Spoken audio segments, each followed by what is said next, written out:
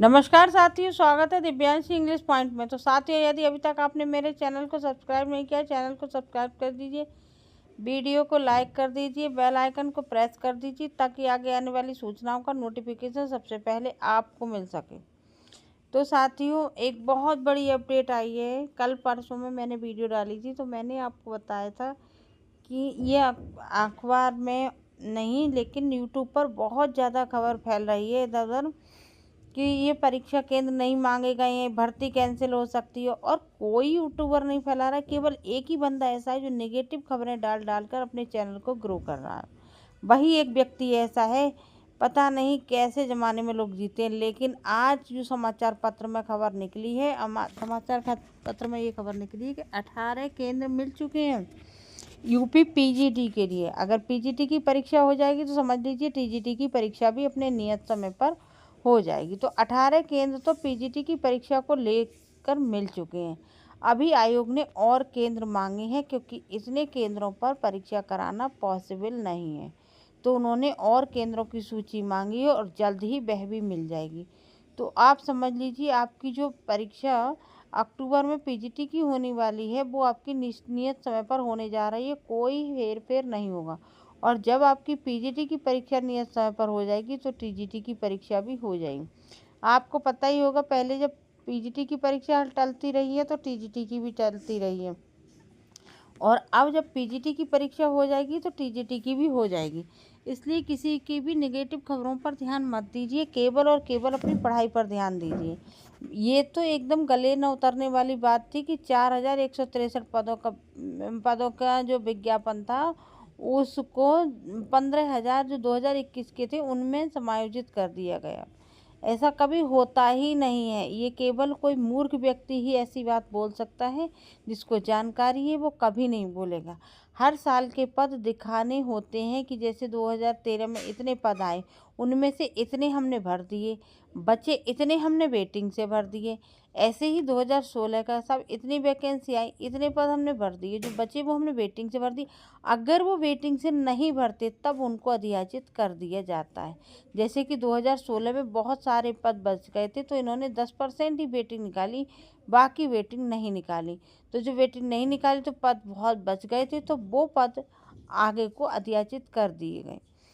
ये 25 में आएंगे, अभी भी आए नहीं है 2016 वाले। और वो कह रहे हैं महाराज कि जो आगे आने वाली वैकेंसी है उसके पद अधियाचित कर कर पुरानी में भर दिए गए। तो ऐसा कभी होता ही नहीं है, हर साल का रिकॉर्ड देना पड़ता है।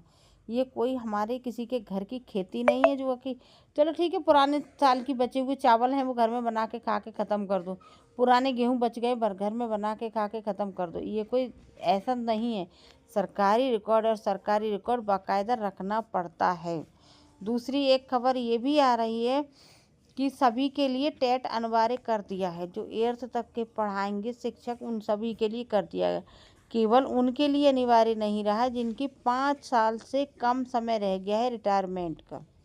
तो सोचिए, अब सभी शिक्षकों को टेट करना पड़ेगा। अब बहुत सारे लोग तो ऐसे होंगे जो अपने आप को अपडेट भी नहीं करते होंगे, तो उनको टेट निकालना ही अपने आप में बहुत बड़ी टेढ़ी खीर हो जाएगी। और सुप्रीम कोर्ट ने ये आदेश कर दिया। खैर, आदेश की तो मैं बोल ही नहीं सकती, बहुत बढ़िया आदेश किया है, क्योंकि जो लोग अपने आप को अपडेट नहीं करते उनको करना चाहिए। क्योंकि जब इनकी, उन्होंने ये भी कहा है कि केवल आपको प्रमोशन के लिए ज़रूरत नहीं है, बल्कि अपनी नौकरी बचाए रखने के लिए आपको ज़रूरत है। तो सही बात है, जो पात्रता परीक्षा है वो तो हर शिक्षक को पास करनी ही चाहिए। और अगर ये लोग ये पात्रता परीक्षा पास नहीं करते हैं तो इनको बहुत ही जल्द रिटायरमेंट मिल सकता है, समय से बहुत पहले इनका रिटायरमेंट हो सकता है। इसलिए जो शिक्षक लगे हुए हैं उनको प्रमोशन के लिए ही नहीं, बल्कि अपनी नौकरी बचाए रखने के लिए टेट पास करना अनिवार्य होगा। ये बात सुप्रीम कोर्ट ने सोमवार को जारी कर दिया है। इसी तरीके से इसी क्रम में मैं चाहती हूँ कि सुप्रीम कोर्ट जो शिक्षा सेवा चयन बोर्ड है उसको और सरकार को इस बात के लिए टोके कि आपने 7 साल से एलटी की भर्ती क्यों नहीं दी, और जब आपने नहीं दी तो आपने उम्र सीमा में छूट क्यों नहीं दी।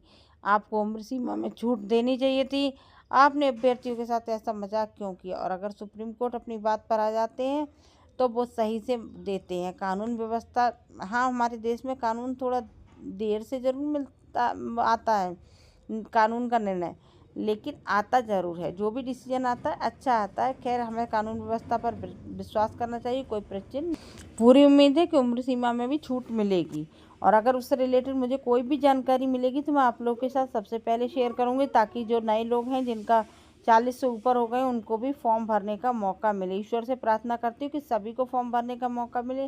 और एक नई जानकारी के बाद कल मिलूँगी अगली वीडियो में। तब तक के लिए नमस्कार।